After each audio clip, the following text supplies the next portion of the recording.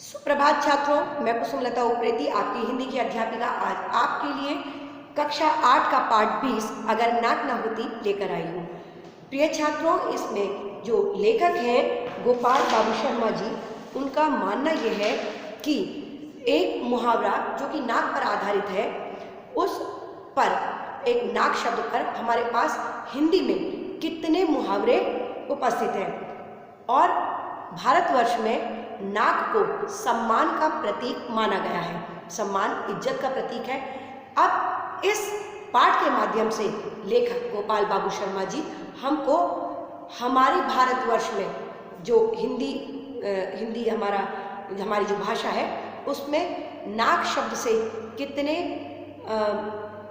मुहावरे हैं और उन मुहावरों के अलग अलग स्थान पर कैसे अर्थ बदल रहे हैं, इस बात को बताते हुए उन्होंने व्यंग्यात्मक लेख लिखा है।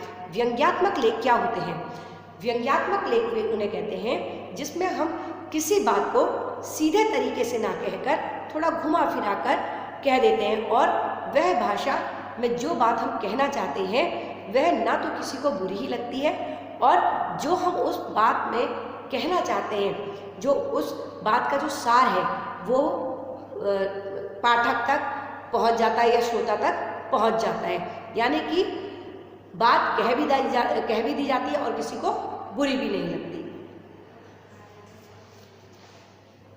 कितना अच्छा होता अगर नाक ना होती।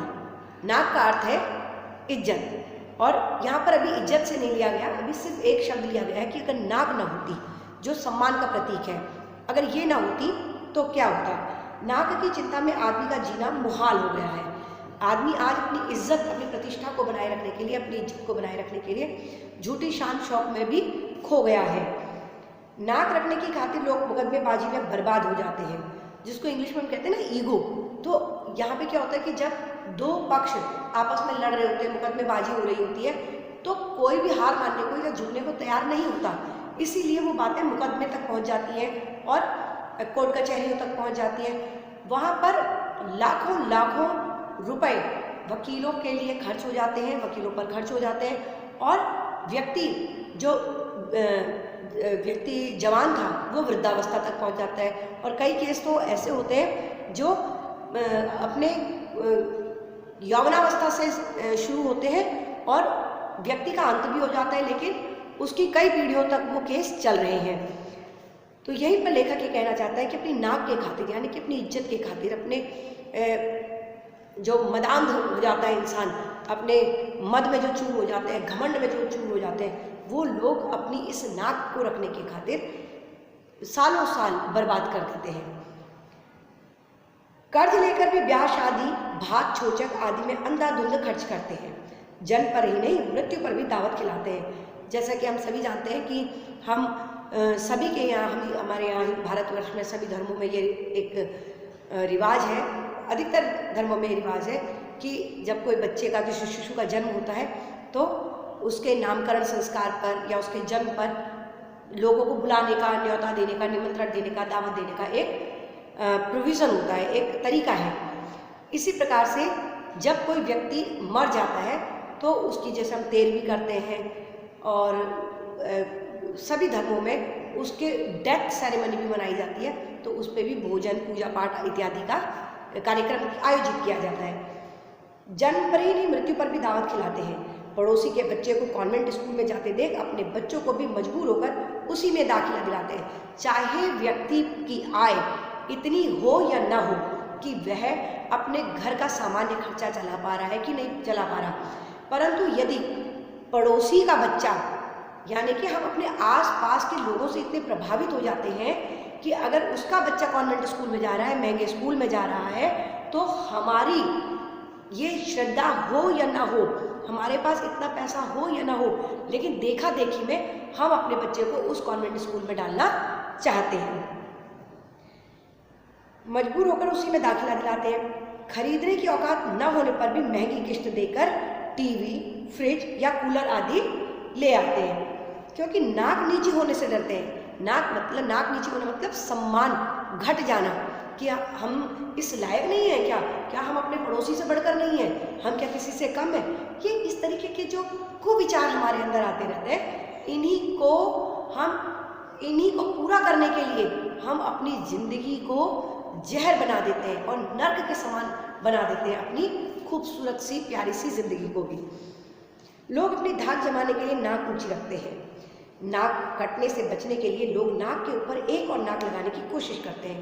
यानी कि जितना हमारी सोसाइटी में, हमारी समाज में जो इज्जत है, हमें पता है कि हम कितना कमाते हैं, हम किस तरह रहते हैं, किस तरह रह सकते हैं, लेकिन बाहर वो किसी को शो ना हो जाए हमारी असलियत, उसके लिए हम एक और ढोंग करके रखते हैं। जैसे फॉर एग्जाम्पल एक साधारण सा उदाहरण है कि आप अपने घरों में स्टील के कप और गिलासों में पानी, चाय इत्यादि पी लेते हैं, लेकिन जब कोई मेहमान आता है तो आप क्या करने लगते हैं, बहुत महंगी क्रॉकरी निकालने लगते हैं। तो ये उसी बात की ओर इशारा कर रहा है लेखक कि ऐसा करने की कोई आवश्यकता है नहीं, लेकिन क्योंकि हमारी असलियत किसी को ना पता लग जाए, इसके लिए हम एक नाक के ऊपर एक और नाक लगा कर चलते हैं। यानी कि एक तो जो हमारे समाज में इज्जत है वो तो है, लेकिन उसके ऊपर एक आर्टिफिशियल, एक अप्राकृतिक जो दिखावा हम करना चाहते हैं उसकी भी हम नाक लगाकर चल रहे हैं, ताकि अगर एक कट भी जाए तो दूसरी सलामत रहे।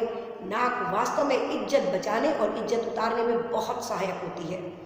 नाक बची रहे इसलिए आदमी खाकी वर्दीधारियों, आयकर अधिकारियों या उनके दलालों की पत्रम पुष्पम से पूजा करता है, वरना पकड़ा जाएगा और फिर किसी के सामने कैसे नाक लगाएगा। यहाँ पर व्यंग में ही लेखक ने एक बात कह दी है कि किस प्रकार से समाज में जो जिसे कहते हैं ना कि काली कमाई या 2 नंबरी काम किस तरीके से, या जिसको कहेंगे गैर कानूनी कार्य चल रहे हैं, ठीक है, इलीगल वर्क जिन्हें कहते हैं हम, तो किस प्रकार से वो गैर कानूनी कार्य जो है वो चल रहे हैं। और उनको चलाने वाला अगर पकड़ा जाता है तो वो क्या करता है, जो समाज में इन कार्यों को रोकने के लिए बनी हुई हैं संस्थाएं, जैसे पुलिस, जैसे वकील, तो व्यक्ति क्या करता है, सीधे उन्हीं को घूस दे देता है, उन्हीं को दलाल लोग जो होते हैं, जो मीडिएटर होते हैं, जो मध्यस्थ होते हैं, वो उनको पैसा वैसा खिला देते हैं। और जिससे क्या होता है कि जो कोई कंपनी का मालिक है या जिसने भी कोई अनुचित कार्य किया है उसकी नाक बनी रहे, उसकी इज्जत, उसकी झूठी इज्जत बनी रहे, ठीक है, वरना पकड़ा जाएगा और फिर किसी के सामने कैसे नाक लगाएगा, फिर वो कैसे अपनी जो समाज के सामने उसकी एक आर्टिफिशियल, एक अप्राकृतिक इज्जत बनी हुई है उसको कैसे दिखाएगा। नाक के कारण आदमी को नाकों चले चबाने पड़ते हैं। नाक बड़ी जल्दी कटती है और प्रायः बिना किसी हथियार के ही कट जाती है। यहाँ पर यहाँ पर जो लेखक है वो एक व्यंग भी बात कर रहे हैं कि जो नाक है ये बिना किसी हथियार के कट जाती है। कैसे कैसे कट जाती है कि आदमी की अपनी नाक के साथ साथ खानदान की नाक भी जुड़ी रहती है। और वो ये कह रहा है कि अगर किसी व्यक्ति की नाक कटती है तो कई बार तो ऐसा हुआ है कि उसकी अकेले नाक नहीं कट रही, उसके पूरे खानदान की नाक कट जाती है। वो कैसे, वो यहाँ पे उदाहरण देकर बता रहे हैं कि जैसे कभी कोई ऐसी वैसी बात हो जाए, लड़का घर से रूठ कर भाग जाए, या लड़की लव मैरिज कर ले, या कोई झूठा मूठा इल्जाम जान को लग जाए, तो अपनी ही नहीं पूरे खानदान की नाक कट जाती है। यानी केवल अपनी इज्जत नहीं गई, अपने पूरे खानदान की, अपने पूरे कुनबे की, अपने पूरे कुटुंब की क्या चली जाती है, इज्जत चली जाती है।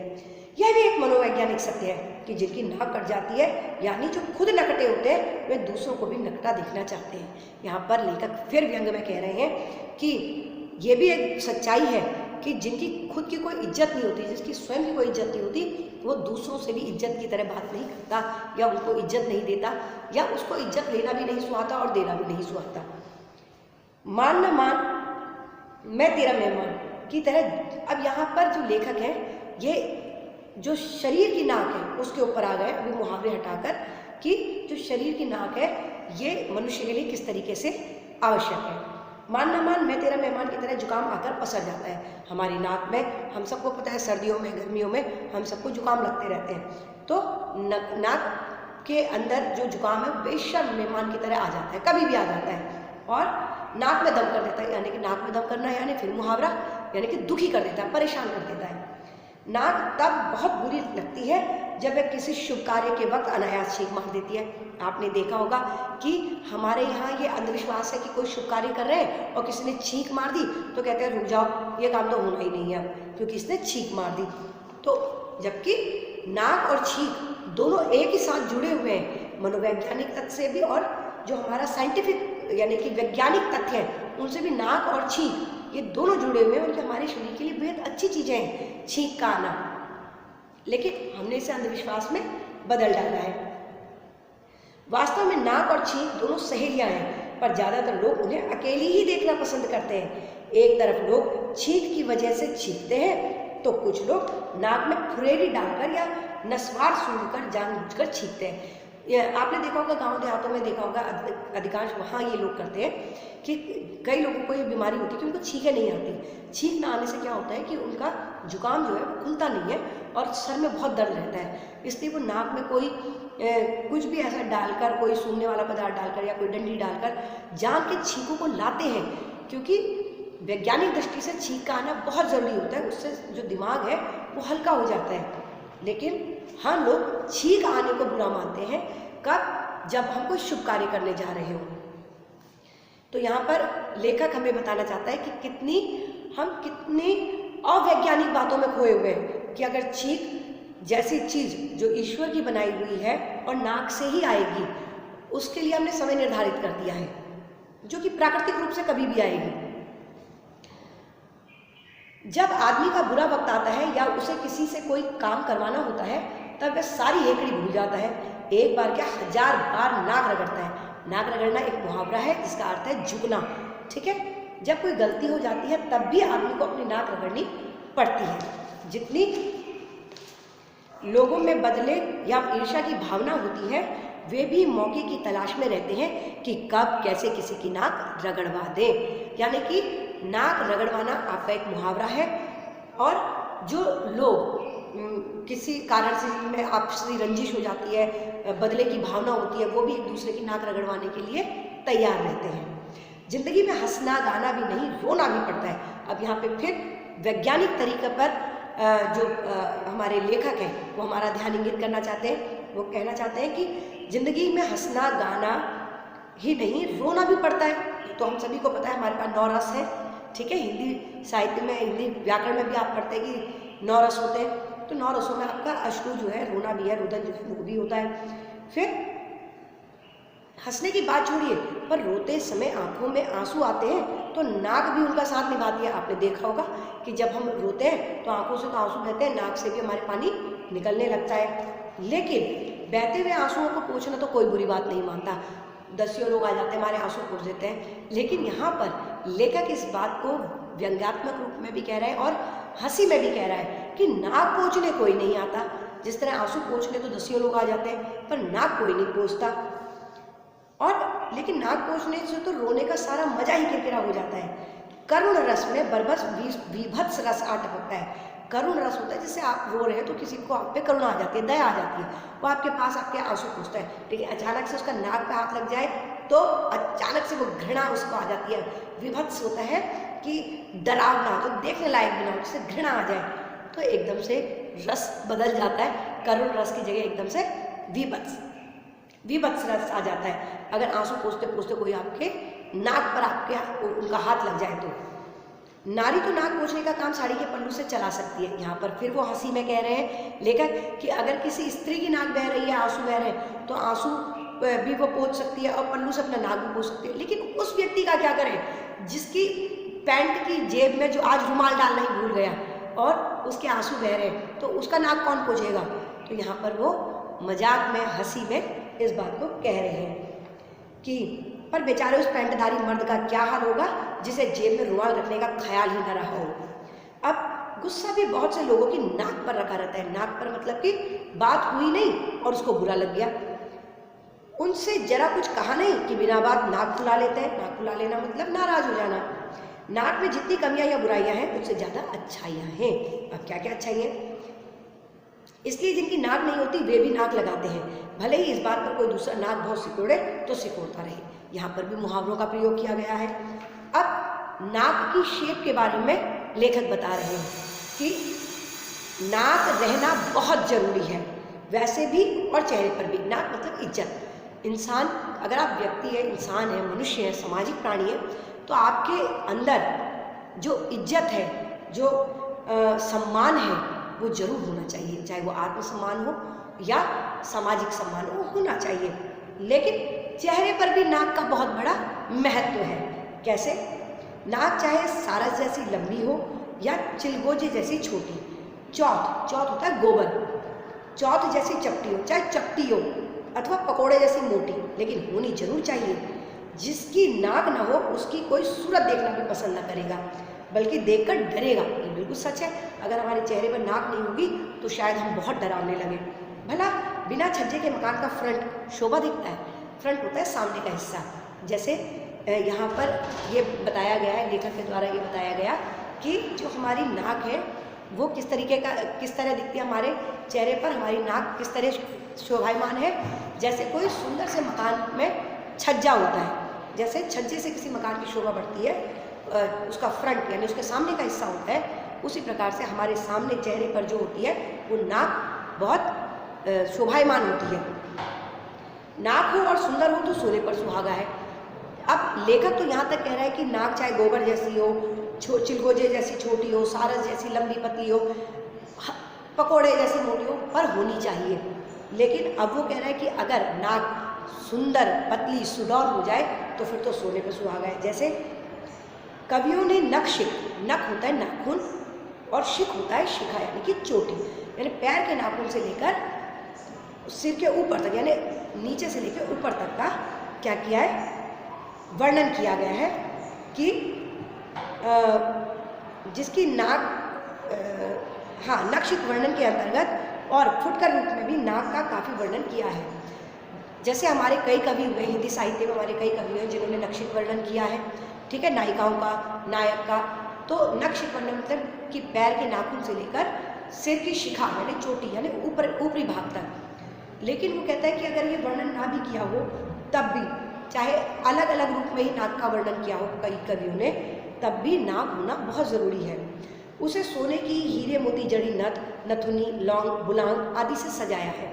अब ये जो बुलांग होता है, मैं बता दूं आपको, ये गढ़वाल साइड में चलता है। जो नाक के नथुनों के बीच में नथ पहनी जाती है उसे बुलांग कहते हैं। तो लेखक ये कह रहा है कि नाक होने की जरूरत है ताकि उस पर सोने की, हीरे की, मोती की जड़ी, चाहे तो हम नथ पहन लें, चाहे नथनी पहने, चाहे लौंग, छोटी सी लौंग पहन लें जिसको हम नोजपिन कहते हैं, पिन के बराबर होती है, चाहे बुलांग जो नाक के नथुनों के बीच में लंबा सा पहना जाता है उसको कहते हैं। ठीक, मध्यकालीन काव्य में नायिकाओं की नाक के लिए बहुत सी उपमाएं दी गई। नाक को चंपा की कली, तिल के सुगंधित फूल से निर्मित और तलवार की धार से बढ़कर बताया गया है। यहाँ तक तो ठीक है, पर एक बात समझ में नहीं आती कि अधिकांश कवियों ने नाक की उपमा तोते की चोंच से क्यों की है।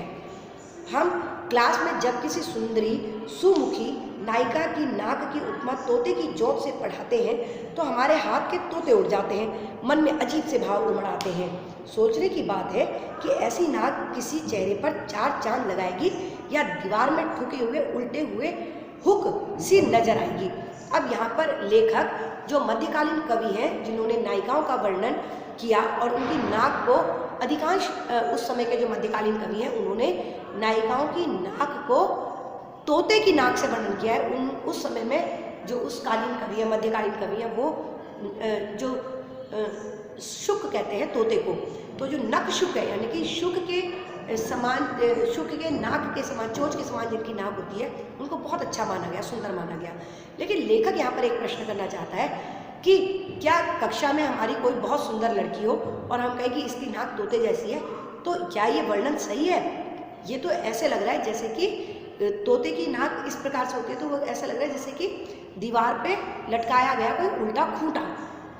ये जो गोपाल बाबू शर्मा जी हैं, जो लेखक है, ये उनकी सोच है, ठीक है। तो वो कह रहे हैं मुझे तो ये उल्टे हुक की तरह नजर आ रहा है जिसपे कपड़े टाके जाते हैं, और कहाँ मध्यकालीन कवि उसको तोते की नाक को इतना अच्छा बताते हुए कह देते हैं कि सबसे सुंदर जो नायिका है उसकी नाक तोते की चोंच के समान है। उपन्यास कहानियों में सुंदर नाक को सुतवा नाक कहा जाता है। ऊंची और दीर्घ नाक की तुलना में सुतवा होती है लंबी और पतली, ठीक है। तो उपन्यास और कहानियों में जो होता है, सुंदर नाक को सुतवा नाक भी कहते हैं। और ऊंची और दीर्घ नाक की तुलना कुल्हाड़ी से की जाती है। छोटी और सुकोमल नासिका को भेड़ की सी नाक की संज्ञा दी जाती है। यहाँ पर गोपाल बाबू शर्मा जी जो लेखक हैं इस पाठ के, वो बता रहे हैं कि किस किस प्रकार की नाक को किस किस धातु से या किस किस प्रकार की वस्तुओं से उसकी तुलना की गई है। नाक शरीर का सबसे अधिक महत्वपूर्ण अंग है। अगर चित्त लेटकर देखें तो यह बात अपने आप सिद्ध हो जाएगी कि हाथ, पांव, मुंह, कान, आंख आदि में सबसे ऊंचा स्थान नाक को ही प्राप्त है। अगर आंख आ जाए या चली जाए तो ऐसी स्थिति में काला चश्मा लगाया जा सकता है। कान कट फट जाए तो उसे कटोपा पहनकर छिपाया जा सकता है। कटोपा मतलब कान आर्टिफिशियल एयर की जो शेप होगी वो लगाकर। लेकिन अगर कहीं नाक कट जाए तो चेहरा रेगिस्तान की तरह एकदम सपाट अथवा चक्की का सा पाट मतलब जो चक्की के पहिए होते हैं उनकी तरह नजर आएगा। हालांकि प्लास्टिक सर्जरी द्वारा इसका इलाज हो सकता है। अब कवि लेखक आधुनिकता की ओर भी आपको ले जा रहे हैं कि आजकल नाक प्लास्टिक सर्जरी द्वारा भी लगाई जा रही है। परंतु वह इतना महंगा पड़ेगा कि बड़े से बड़े नक्कुशाह कहते हैं, जो बहुत ही क्या होते हैं, जिनकी बहुत जो नाक चढ़ा कर रहते हैं हर समय, तो उन नक्कुशाह को भी नानी याद आ जाए। कुछ लोग नाक पर मक्खी तक नहीं बैठने देते। नाक पर मक्खी बैठने देना भी एक मुहावरा है। बहुत से ऐसे भी होते हैं कि जब वे कुंभकर्ण की भांति सोते हैं तो उनकी नाक नक्कारे सी बसती है, जिसको हम स्नोरिंग कहते हैं इंग्लिश में, जिसको हम खर्राटे कहते हैं हिंदी में। तो कई लोग खर्राटे लेते हैं। तो ये किसकी वजह से हो पा रहा है? ये भी एक नाक की वजह से हो पा रहा है। कई लोगों की नाक के नीचे कुछ भी होता रहे। नाक के नीचे कुछ भी होना मतलब ये भी एक मुहावरा है। नाक के नीचे कुछ भी होना अर्थात अनजान बने रहना। ठीक, कुछ भी होता रहे पर वे दीन दुनिया से बेखबर बने रहते हैं। ऐसे लोगों की भी कमी नहीं जो दूसरों को नाक नचाते हैं। किसी की नाक पर दे मारना भी कई लोग अपनी शान समझते हैं। कुछ लोग सचमुच नाकदार होते नहीं पर बनते हैं। नाकदार मतलब प्रतिष्ठित व्यक्ति नहीं होते, वो इतने समझदार, इतने ज्ञानी, अच्छे लोग नहीं होते जितना कि वो दिखावा करते हैं। खैर जो भी हो, नाक रहने में भी भलाई है। नाक ना होती तो खुशबू और बदबू में क्या अंतर रह जाता। अब लेखक फिर अपने इस पाठ के माध्यम से नाक को एक वैज्ञानिक दृष्टिकोण दे रहे हैं कि अगर नाक ना होती तो हमारी जो सूंघने की शक्तियाँ हैं, हमारी घ्राणेंद्रियाँ हैं, वो सूंघती कैसे? ठीक है, तो उनमें बदबू और खुशबू का अंतर नहीं पता लग पाता। नाक के अभाव में चंदन, कपूर, इत्र, फुलैल, इत्र होती है जो आपके पास परफ्यूम जो होती है, जो प्योर क्वालिटी की परफ्यूम होती है, जो आपकी जो बिल्कुल प्योर होती है, उसको आप इत्र कहते हैं। ठीक है, और फुलैल जो होता है वो जिसको आप आजकल फिनाइल के नाम से भी जानते हैं, उस तरीके का, और एक फूल भी होता है। तो आदि सब बेमानी हो जाते हैं, यानी कि इनका खुशबू होने का और इनके बदबू होने का कोई औचित्य नहीं रह जाता, क्योंकि दोनों समान हो जाते अगर नाक ना होती। असली हींग और देसी घी की पहचान कैसे होती? क्योंकि हींग को भी हम सूंघ के पहचान पाते हैं और देसी घी को भी। तो अगर नाक ना होती तो हमारी सूंघने की शक्ति नहीं होती। सूंघने की शक्ति नहीं होती तो हम हींग, घी, चंदन, कपूर, इत्र, फुलैल, इन सब में अंतर नहीं कर पाते। नाक के वास्ते लोग अपना जीवन तक दांव पर लगा देते हैं। नाक मतलब सम्मान पाने के लिए, प्रतिष्ठा पाने के लिए, और दूसरों का जीवन ले भी लेते हैं, और क्या करते हैं, झूठी शान के चक्कर में दूसरे को बर्बाद भी कर देते हैं। यह परंपरा सदियों पुरानी है, यह कोई आज की बात नहीं है। ये आप देखना, ये राजा महाराजाओं के समय से होती चली आ रही है।